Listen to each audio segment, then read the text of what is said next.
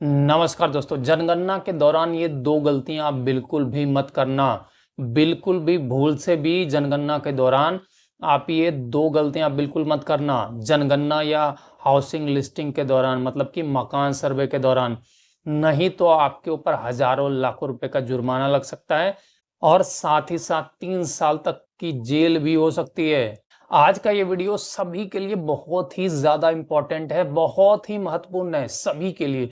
सभी को ये जानना समझना बहुत ही जरूरी है कि जो जनगणना पूरे देश में हो रहा है, पूरे देश में जनगणना हो रहा है, जो अधिकारी हैं जनगणना अधिकारी घर घर जाकर के जनगणना कर रहे हैं, घर घर जाके 33 सवाल पूछ रहे हैं, घर घर जाके इंफॉर्मेशन कलेक्ट कर रहे हैं। तो आपको जनगणना के दौरान हाउसिंग लिस्टिंग, मतलब कि मकान सर्वे के दौरान वो दो ऐसी कौन सी गलतियां हैं जो भूल के भी नहीं करनी है। भूल से भी आपको ये दो गलतियां नहीं करनी है, नहीं तो आप बड़े चक्कर में पड़ सकते हैं, बहुत ही ज्यादा आपको नुकसान झेलना पड़ सकता है। जैसा कि मैं आपको बताना चाहूंगा कि पूरे भारतवर्ष में मकान सर्वे और जनगणना शुरू हो चुका है। जो अधिकारी हैं, जनगणना अधिकारी हैं, सेंसस अधिकारी हैं, वो घर घर जाकर के इंफॉर्मेशन कलेक्ट कर रहे हैं, जनगणना कर रहे हैं, सभी के घर जा रहे हैं, जनगणना कर रहे हैं और मकान सर्वे कर रहे हैं।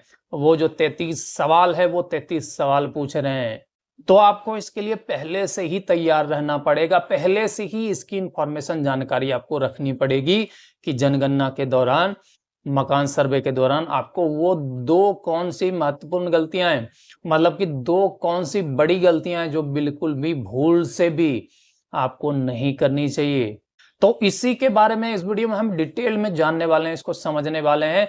वीडियो बहुत ही ज्यादा महत्वपूर्ण होने वाला है, बहुत ही इंपॉर्टेंट होने वाला है सभी के लिए।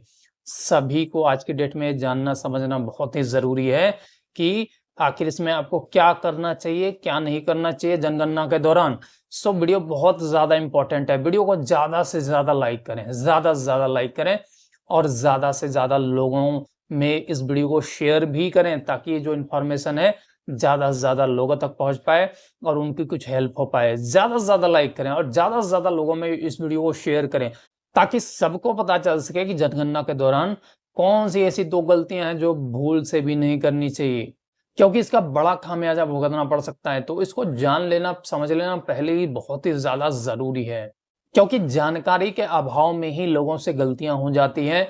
तो पहले से ही इंफॉर्मेशन होनी चाहिए, जानकारी, सही जानकारी होनी चाहिए, क्योंकि नॉलेज ही पावर है। अगर आपके पास सही नॉलेज होगी, सही जानकारी होगी, तो आप चीजों को सही तरीके से डील कर सकते हैं और प्रॉब्लम से अपने आप को बचा सकते हैं।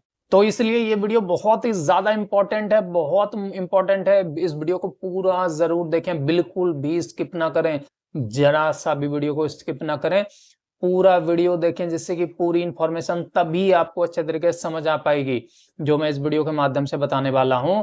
कभी भी बता सकता हूं वो दो गलतियां आपको कौन सी है जो नहीं करनी है। तो पूरा वीडियो देखें, पूरा वीडियो पूरा देखते रहें, जिससे कि पूरी इंफॉर्मेशन आपको अच्छे तरीके से मिल जाएगी और आप आगे होने वाले प्रॉब्लम से अपने आप को बचा पाएंगे। तो अब हम सीधा मेन टॉपिक, मेन हमारा जो मुद्दा है उसके ऊपर हम बात करते हैं।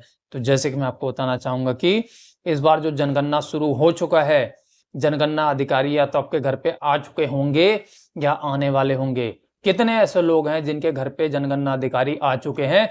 सो कमेंट के माध्यम से आप जरूर बताएं कि जनगणना अधिकारी जिसके घर पे आ चुके हैं और उन्होंने कौन कौन से आपके सवाल किए, कौन कौन से सवाल उन्होंने पूछे, वो आप कमेंट के माध्यम से जरूर बताएं। जिसके भी घर में जनगणना अधिकारी पहुंच चुके हैं और जिसके भी घर में जनगणना अधिकारी नहीं पहुंचे हैं, वो पहुंचेंगे जरूर। जैसे कि मैं आपको बताना चाहूंगा कि इस बार का जो जनगणना है और मकान सर्वे है वो डिजिटल हो रहा है, डिजिटल रूप से हो रहा है। आपको फॉर्म डिजिटली इसमें भरना पड़ता है, इंफॉर्मेशन देनी पड़ती है। उसके बाद जो जनगणना अधिकारी है वो हाउस लिस्टिंग और जनगणना के लिए आपके घर पे विजिट करते हैं, जो कि 33 सवाल इसमें पूछे जाएंगे और जो अधिकारी है वो घर घर जाएंगे और 33 सवाल पूछेंगे। तो इसमें वो दो सबसे बड़ी गलतियां कौन सी है जो बिल्कुल भी आपको भूल से भी नहीं करनी है, आपको पूरी सावधानी रखनी है। ये दो गलतियां आपको भूल से भी नहीं करनी है। तो जैसे कि मैं आपको बताना चाहूंगा, वो पहली गलती है कि अपूर्ण जानकारी ना दें, मतलब कि आधी अधूरी जानकारी बिल्कुल ना दें। जैसे कि कई अधिकारी सिर्फ नाम और जो परिवार के सदस्यों की संख्या है वो लिख के चले जाते हैं। जैसे कि मैं आपको बताना चाहूँगा कि अगर ऐसा हो रहा है कि जो अधिकारी आ रहे हैं, वो सिर्फ आपका नाम और जो सदस्यों की संख्या है वो लिख कर के ले जा रहे हैं, तो उनसे सभी 33 सवालों के जवाब लिखवाने चाहिए। मतलब कि उनसे सभी जो 33 सवाल हैं, 33 सवाल के जवाब लिखवाने चाहिए। आधी-अधूरी जानकारी आप बिल्कुल ना दें, पूरी जानकारी दें, पूरी इन्फॉर्मेशन दें। जो कुल 33 सवाल है, कुल 33 सवाल के जवाब दें, पूरी जानकारी दें, पूरी इन्फॉर्मेशन दें। उसके बाद दूसरी इम्पोर्टेंट चीज़ है कि जनगणना के लिए मना बिल्कुल ना करें। मतलब कि जनगणना के लिए जब जनगणना अधिकारी, पब्लिक सर्वेंट आपके घर पे आएँगे, तो उनको जनगणना के लिए बिल्कुल मना ना करें। मतलब कि उनको इन्फॉर्मेशन देने से मना बिल्कुल ना करें। क्योंकि जो भी अधिकारी आपके घर पे आएँगे, वो एक पब्लिक सर्वेंट होंगे और उनको मना करना जनगणना के लिए ये कानूनन अपराध है। मतलब कि कानूनन अपराध है। इसमें जुर्माना और 3 साल तक के जेल का भी प्रावधान है। पब्लिक सर्वेंट के साथ बदतमीजी बिल्कुल ना करें और पब्लिक सर्वेंट को मतलब जनगणना अधिकारी को जनगणना मतलब कि इन्फॉर्मेशन देने से बिल्कुल भी मना ना करें। जो भी उनको इन्फॉर्मेशन देनी है एज़ पर लॉ, जो भी 33 सवाल हैं, जो भी सेंसस एक्ट के अकॉर्डिंग जो 33 सवालों के जवाब देने हैं, वो उनको सही जानकारी, सही इन्फॉर्मेशन दें। क्योंकि जनगणना अधिकारी को जनगणना करने से आप मना नहीं कर सकते हैं। क्योंकि एज़ पर लॉ क्या होता है कि जो जनगणना अधिकारी है, वो एक पब्लिक सर्वेंट होता है और पब्लिक सर्वेंट वो अपनी ड्यूटी कर रहा है। हर 10 साल में जनगणना होती है, तो वो अपनी ड्यूटी कर रहा है।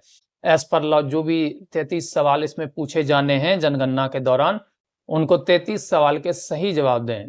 क्योंकि जो बोल करके आप सही इन्फॉर्मेशन देंगे, सही जवाब देंगे, वही डेटा सरकार के पास जाएगा और सरकार आगे जो लोगों के डेवलपमेंट के लिए जो अलग-अलग स्कीमें हैं, अलग-अलग स्ट्रैटेजी है, स्ट्रैटेजी के साथ नई-नई स्कीमें लॉन्च करती है सरकार।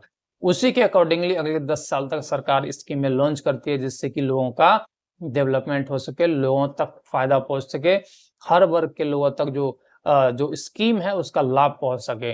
इसलिए सही जानकारी देना बहुत ही ज़्यादा ज़रूरी है, बहुत ही ज़्यादा इम्पोर्टेंट है और जो आप बोलेंगे वही आपका जो इन्फॉर्मेशन है वो डेटा के तौर पे रिकॉर्ड किया जाता है मतलब लिख लिया जाता है जो इन्फॉर्मेशन आप देंगे।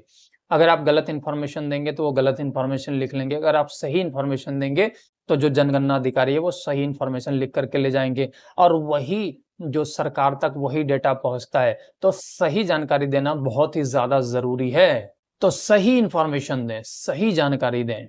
और इसमें एक बहुत इम्पोर्टेंट चीज़ और है कि धोखाधड़ी से बच के रहें, धोखाधड़ी से बच के रहें क्योंकि जनगणना के नाम पे आपसे हो सकता है कि जो फ्रॉड करने वाले लोग हैं, जो फर्जरी करने वाले लोग हैं, जो एक तरीके से आपको धोखा देने वाले लोग हैं, हो सकता है जनगणना के नाम पे आपसे बैंक अकाउंट, आधार की डिटेल या ओटीपी जैसी जो संवेदनशील जानकारी है, वो आपसे ले सकते हैं। तो ऐसा बिल्कुल भी ना करें। मतलब कि जो ऑफ़िसर आएँगे, जो सही पब्लिक सर्वेंट आएँगे, मतलब कि जो रियल पब्लिक सर्वेंट आएँगे जनगणना अधिकारी, वो ऐसी चीज़ें आपसे बिल्कुल नहीं माँगेंगे। जो सही जनगणना अधिकारी आएँगे, वो आपसे इस प्रकार की जो संवेदनशील जानकारी है, चाहे बैंक अकाउंट की डिटेल हो या आधार, ओटीपी, ये सारी चीज़ें आपसे बिल्कुल नहीं माँगेंगे। लेकिन यहाँ पे बचाव ये रखना होता है कि जनगणना के नाम पे हो सकता है कि फ्रॉड लोग, जो फर्जी लोग हैं, जनगणना के नाम पे आकर के हो सकता है कि आपसे इस तरीके की जो बैंक डिटेल्स हैं, आधार डिटेल्स हैं, ओटीपी डिटेल्स हैं, इस तरीके की चीज़ें हो सकता है आपसे ले लें, जो कि आपको बिल्कुल भी नहीं देना है। आपके साथ धोखाधड़ी हो सकता है, तो धोखाधड़ी से बच के रहें, मतलब सावधानी ज़रूर बरतें। जो भी जनगणना अधिकारी आपके घर पे आते हैं, उनसे सौहार्दपूर्ण तरीके से ये सुनिश्चित ज़रूर कर लें कि वो सही जनगणना अधिकारी हैं, मतलब कि वो सही अधिकारी हैं, रियल अधिकारी हैं, जिससे कि उनकी पहचान आप सुनिश्चित ज़रूर कर लें। इस प्रकार से आप धोखाधड़ी से बच सकते हैं। और जो सही जनगणना अधिकारी आपके घर पे आएँगे, जो रियल जनगणना अधिकारी आपके घर पे आएँगे जनगणना के लिए, वो आपसे सिर्फ़ सवाल पूछेंगे। जो 33 सवाल है as per law census act के अकॉर्डिंगली वो सिर्फ़ आपसे सवाल पूछेंगे। आपसे इस तरीके की जो संवेदनशील जानकारी है, चाहे बैंक डिटेल हो, आधार की डिटेल हो या ओटीपी हो, इस प्रकार की चीज़ें वो बिल्कुल माँगेंगे ही नहीं। इस प्रकार की जानकारी आपसे वो माँगेंगे नहीं, जो सही जनगणना अधिकारी आपके घर पे आएँगे। अब यहाँ पे एक चीज़ और इम्पोर्टेंट चीज़ है कि बहुत लोग ये जानना चाहते हैं कि जो जनगणना अधिकारी जो 33 सवाल है, ये 33 सवाल क्या पूछेंगे? किस प्रकार के सवाल उनके द्वारा पूछा जा सकता है? 33 सवाल तो जैसे कि मैं आपको बताना चाहूँगा कि 33 सवाल में फॉर एग्ज़ाम्पल मैं आपको बताना चाहता हूँ कि जो घर का निर्माण है, मतलब आपका जो घर है, वो पक्का है या कच्चा है, वो पूछ सकते हैं। उसके बाद आपके घर में जो कमरों की संख्या है, वो कितनी है, ये पूछ सकते हैं। आपके घर में जो पीने के पानी का जो स्रोत है, जो सोर्स है, वो क्या है, वो पूछ सकते हैं। शौचालय की सुविधा है या नहीं, ये पूछ सकते हैं। रसोई की सुविधा है या नहीं, ये पूछ सकते हैं। मतलब कि गैस सिलेंडर वगैरह कनेक्शन है या नहीं, ये पूछ सकते हैं। उसके बाद बिजली का कनेक्शन है कि नहीं, ये पूछ सकते हैं। इंटरनेट है कि नहीं, ये पूछ सकते हैं। मतलब इस प्रकार की जो चीज़ें हैं, जो बेसिक इन्फॉर्मेशन है, आपके घर में क्या सुविधा है, क्या सुविधा नहीं है, इस प्रकार की जो चीज़ें हैं, मतलब आपके घर में क्या सुविधाएँ हैं, किस प्रकार की सुविधाएँ हैं, तो इस प्रकार के जो सवाल हैं, वो पूछ सकते हैं। तो जनगणना के दौरान आप बिल्कुल भी ना घबराएं, सिर्फ जानकारी रखें, सही इन्फॉर्मेशन रखें कि आपको क्या करना है, क्या नहीं करना है। सावधान रहें, सतर्क रहें और जो जनगणना के दौरान जो भी सवाल हैं, उसके सही जवाब दें, जिससे कि आप सही डेटा सरकार तक पहुंचाने में आप मदद कर सकते हैं। तो इस पूरे प्रकरण में आपके क्या विचार हैं, कमेंट के माध्यम से ज़रूर बताएं और इस वीडियो को ज़्यादा से ज़्यादा लाइक करें, ज़्यादा से ज़्यादा लाइक करें और इस वीडियो को ज़्यादा से ज़्यादा लोगों के साथ शेयर भी करें, ताकि ये इन्फॉर्मेशन ज़्यादा से ज़्यादा लोगों तक पहुँच पाए। और इस वीडियो को ज़्यादा से ज़्यादा लोगों के साथ शेयर करें, ताकि ये जो इन्फॉर्मेशन है, अवेयरनेस है, ज़्यादा से ज़्यादा लोगों तक पहुँच पाए और उनकी कुछ हेल्प हो पाए। और अगर आप हमारे इस यूट्यूब चैनल पे पहली बार विज़िट कर रहे हैं, तो चैनल को सब्सक्राइब करके ज़रूर रख लें, क्योंकि हम ऐसे यूज़फुल वीडियोज़ आप लोगों के लिए हमेशा अपने इस यूट्यूब चैनल के माध्यम से लाते हैं और लाते रहेंगे। सो वीडियो को एंड तक देखने के लिए आप सबका बहुत-बहुत धन्यवाद।